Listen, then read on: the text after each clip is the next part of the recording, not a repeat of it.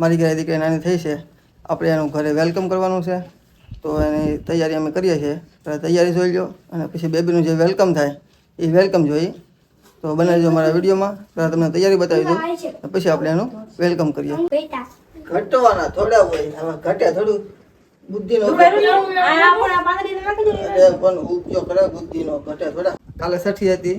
આ બેન અમારા સુરતથી અમારી બેનની છઠ્ઠી કરવા સ્પેશિયલ અહીંયા આવ્યા છે ને આજે રોકાણા છે.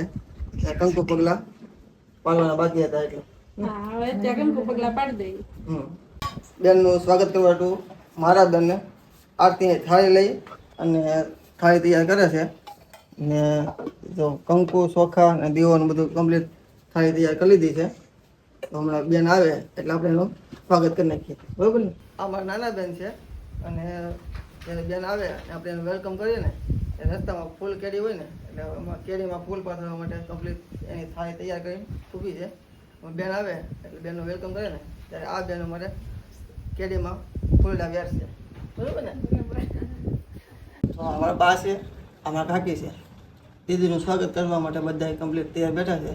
અમે 5 મિનિટમાં દીદીને બહાર મોકલી અને ફરીથી એને લાવી અને ફરીથી એનું વેલકમ કરવાનું છે. કેમ કે જ્યારે અમે ઘરે આવ્યા ને ત્યારે તબિયત થોડીક સારી નહોતી એટલે સરખી રીતે વેલકમ નહોતું થયું. એટલે અમે ફરીથી નવું આયોજન ગોઠવી અને 2-5 દિવસ પછી આ વેલકમનું આયોજન ગોઠવ્યું છે.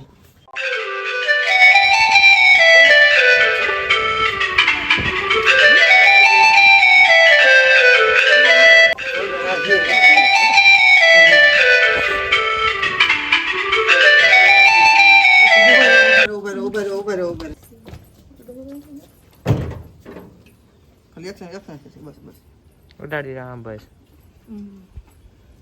બસ.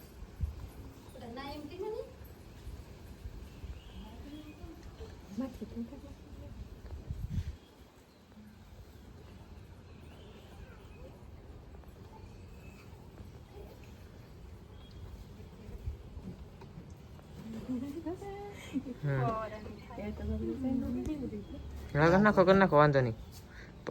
મામન કરો મામન કરી નાખો, માસન કરો માસન કરી નાખજો, માસન કરો માસન કરજો યાર.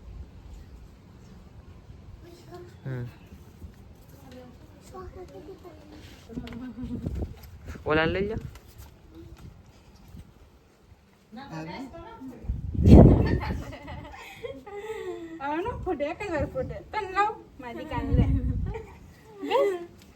ફાઇનલી આપણું વેલકમ બેબીનું થઈ ગયું છે અને બેનને છે ને મંદિરે લઈ જાય અને મંદિર પાસે આપણે એના પગલાં પાડીએ.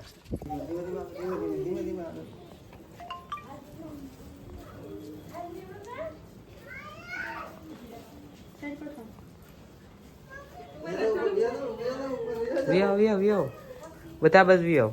તમે બે ઓલ છેડી ટીપણા બાજુ. હા નાખી નાખજો લાગે તો.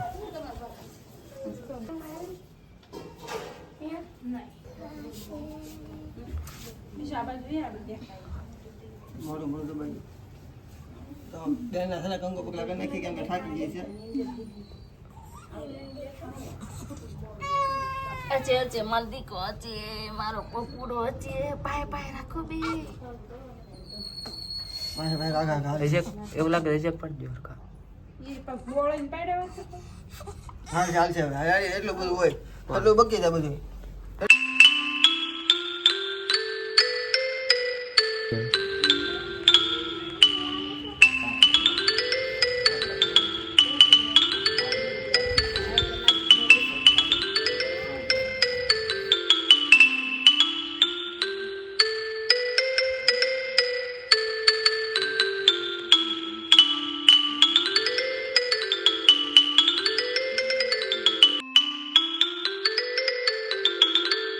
ફાઇનલી બેનનું વેલકમ થઈ ગયું છે. કંકુ પગલા કરી નાખ્યા છે, બધા દર્શન કરી લીધા છે, બધાને આશીર્વાદ આપી દીધા છે અને બધાને ફોટા પાડી લીધા છે.